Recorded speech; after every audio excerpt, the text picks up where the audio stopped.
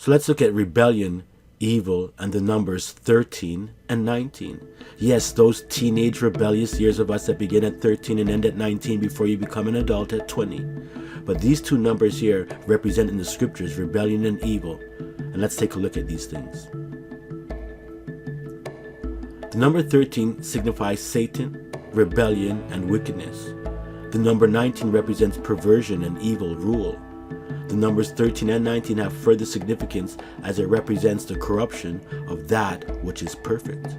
That's right. And again, I bet you remember being a teenager during those rebellious teenage years. But that's not the point here. Let's get to some scriptures. The number 13 and the Holy Scriptures. Genesis 10. And the sons of Ham, Cush and Mizraim and Phut and Canaan, and the sons of Cush, Seba and Havilah and Sapta and Reamah and Sabteka, and the sons of Reamah, Sheba and Dedan. And Cush begot Nimrod. He began to be a mighty one in the earth.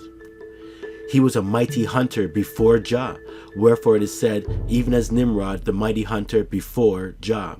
Now this word means before means against. So he's against Jah. He was the first one of the chief rebels right after the flood.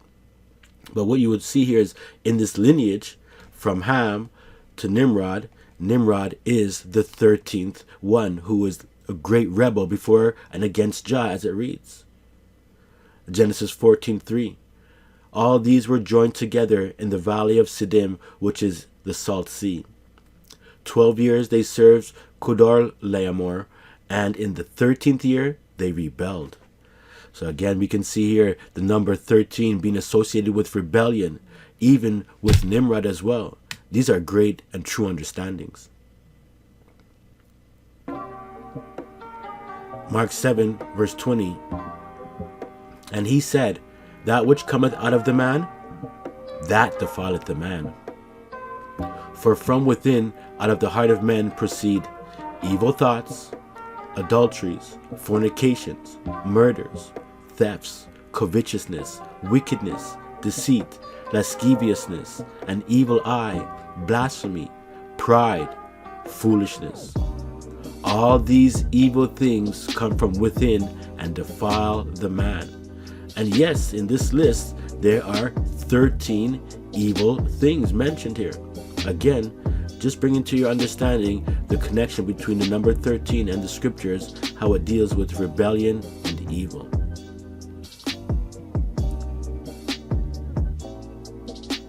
Now, when you take a look here, we're going to see that the word dragon, which what we call Satan, basically, right? He's the great dragon. It appears 13 times in the New Testament, and they're all in the book of Revelation.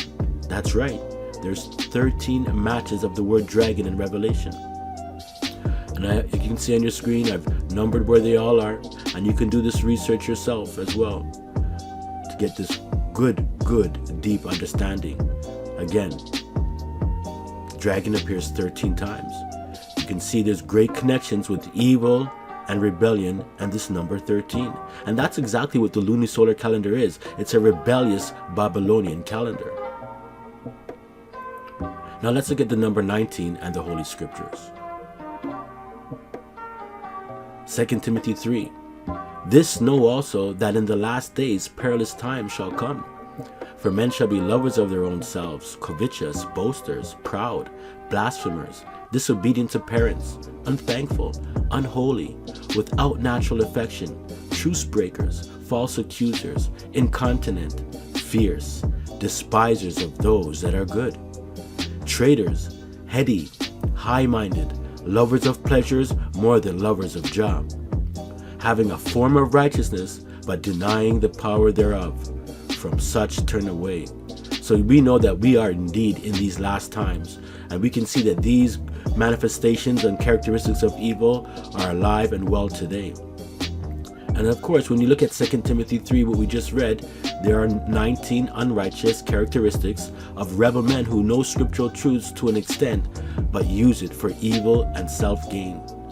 So again, we see here 19 unrighteous, evil characteristics. I don't think these things are a coincidence at all. Let's get some more information. There were 19 wicked kings of Israel. That's right, all of the kings of Israel were wicked.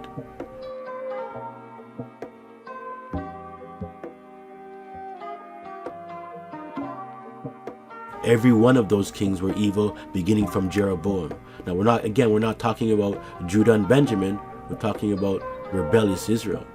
So we have 19 evil kings that you can see listed here, and they all kept Jeroboam's false calendar that he devised from Egypt until this very day. That's right, the first king of Israel, Jeroboam, he devised an evil calendar that separated Israel from the true Most High. It was a division from the tribes of Judah, but it was also an evil stroke that is a great curse upon Israel even until this day. Let's get a read. 1 Kings 12:31. And he, Jeroboam, made a house of high places, and he made priests of the lowest of the people, which were not the sons of Levi. And Jeroboam ordained a feast in the 8th month, on the 15th day of the month, like unto the feast that is in Judah. And he offered upon the altar.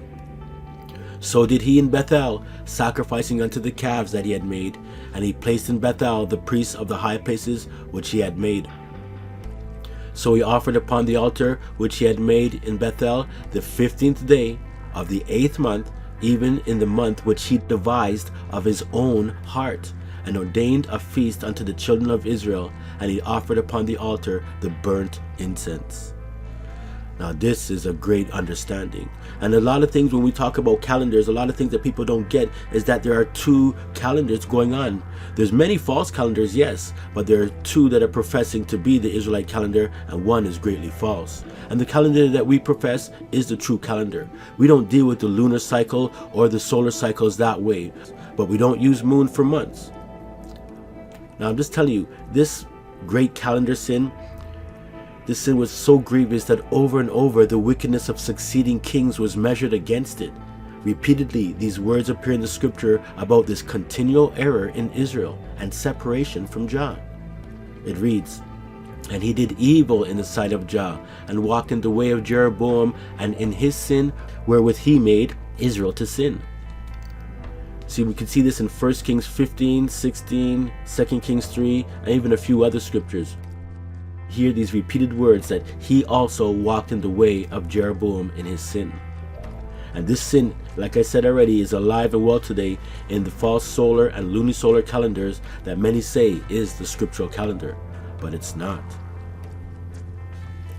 So after all of this information and seeing how 12 is a prominent number of Jah's government and 13 and 19 are like evil numbers scripturally, why do people still use a 13 moon or 13 month calendar with a 19-year cycle to worship the Most High? And some even use 13 Mazzarots or 13 constellations. Well, I can tell you why they do this, because Satan is deceiving the whole world. And in Revelation 12:9, we know that only those who know the truth will escape. Let's read it. Revelation 12. And the great dragon was cast out, that old serpent called the devil and Satan, which deceiveth the whole world. He was cast out into the earth, and his angels were cast out with him. So again, the whole world is deceived. And if you want to come out of that deception, then you got to come out of the worldly ways, the worldly calendars, and the worldly religions. It's good to remind ourselves that it's Jah who controls and changes the seasons that he established at Genesis. And we know these things. Daniel 2, verse 20. Daniel answered and said, Blessed be the name of Jah forever and ever, for wisdom and might are his. And he changes the times and the seasons. That's right, it's the Most High that gives us his scriptural calendar. And even though we have the sun, moon, and stars to show us signs of seasons, days, and years, it's the Most High who actually changes the seasons and gives us his holy festivals that we should be honoring him on. None of the holy festivals are based upon astronomical observations. But we know that the adversary has attempted to change times and seasons. And this is what he's done. And this is why we have these false Luni calendars, Lunar-Solar calendars, solely lunar calendars. Daniel 7, verse 25. And he shall speak great words against the Most High, before the Most High, just like Nimrod, and shall wear out the saints of the Most High. and think to change times and laws, and they shall be given into his hand until a time and times and the dividing of times. So basically focusing on here, we can see that this evil world, and it's already came out, it's full of great words against the Most High, whether it's religions, but we see greatly the calendars that are in today with the solar calendar of 365 days and the Luni-Solar calendar as well, that is linked to the solar calendar based upon the equinox. And the equinox is the great uniter here, and this is a device of the devil.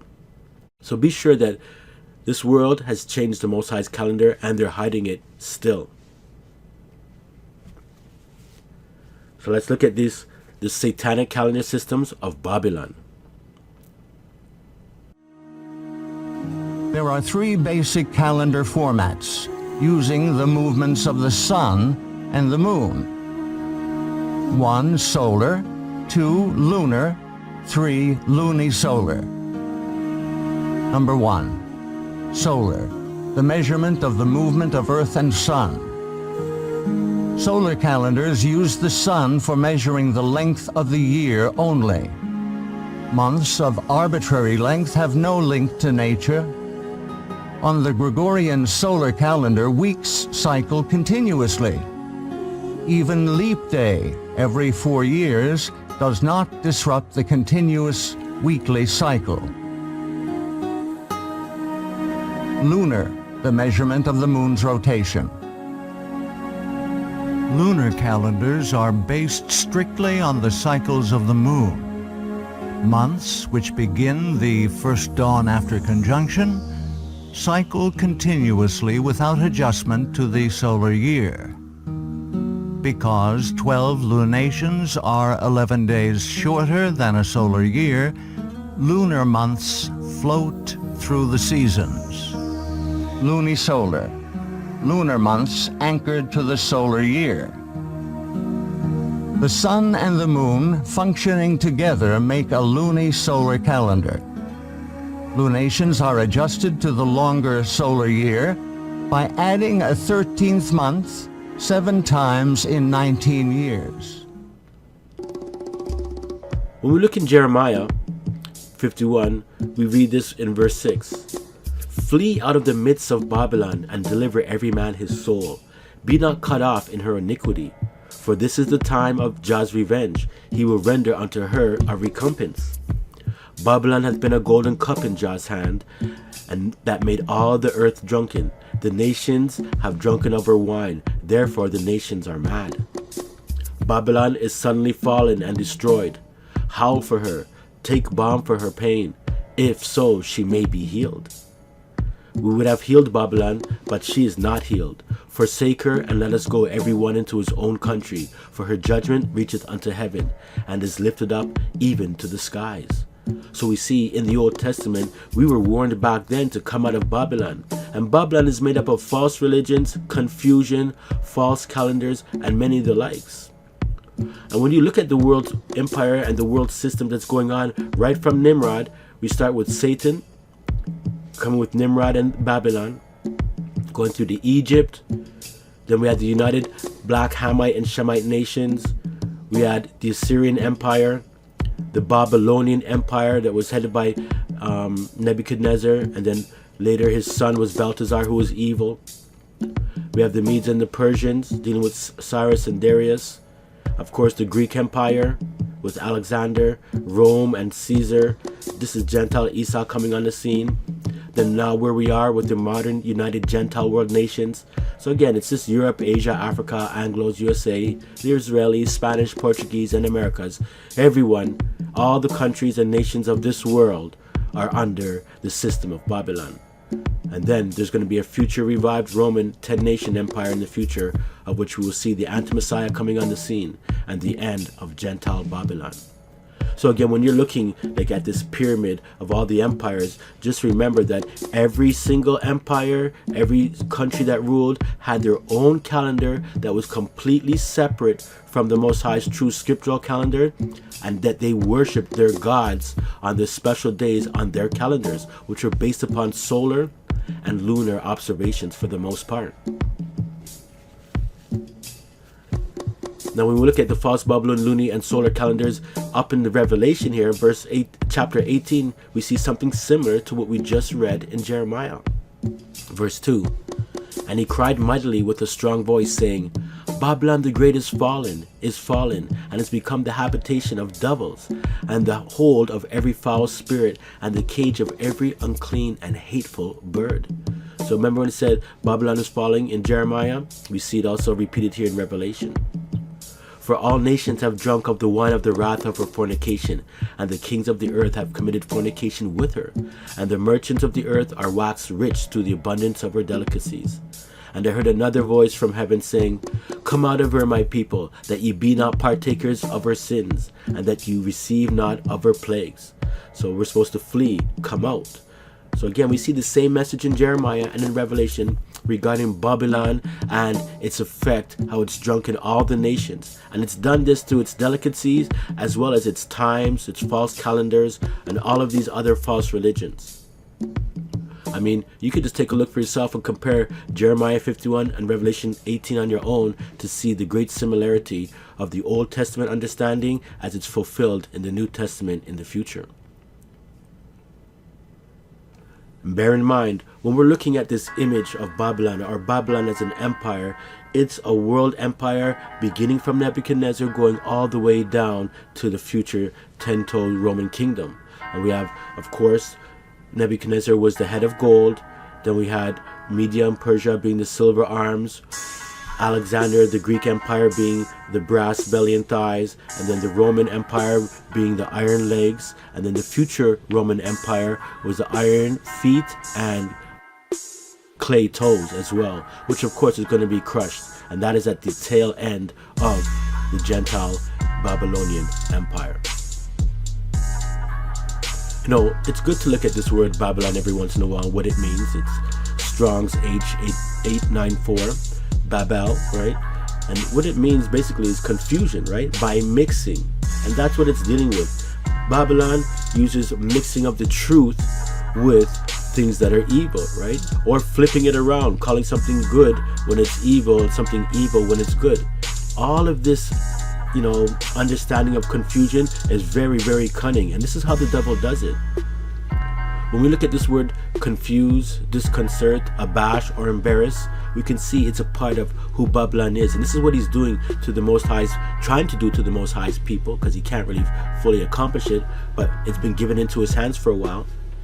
It means to perplex or bewilder, to make unclear or indistinct, to fail to distinguish between, to associate by mistake or to confound, to disconcert or abash, to combine without order, to jumble or disorder. In number 6 there, it says it's an archaic, an older understanding, to bring to ruin or not. So we can see again this word Babylon linked up with confusion can mean to bring things, the truth, to ruin. Although we can't kill the truth, but we can see that definitely Babylon and the devil have attempted to do it. And when we look at these synonyms, you know, as we look at this word confuse and, you know, disconcert and embarrass, this is how the devil works. He'll come into your group or come into your assembly or come into you in your life, work through your friends, family, or other religions to imply temporary interference with the clear working of one's mind. He's causing confusion, right? To confuse is to produce a general bewilderment, right? To just kind of set the person completely off. And to disconcert is to disturb one's mind by irritation or perplexities. And to embarrass is to cause one to be ill at ease or uncomfortable, so that one's usual judgment and presence of mind deserts one. So all of these tactics, family, I want you to know is what's coming at us. So anytime you're dealing with scriptural truths, do know that the evil of this world has come to confuse, has come to disconcert, has come to embarrass, has basically come to draw you in to Babylon to be partakers of her sins.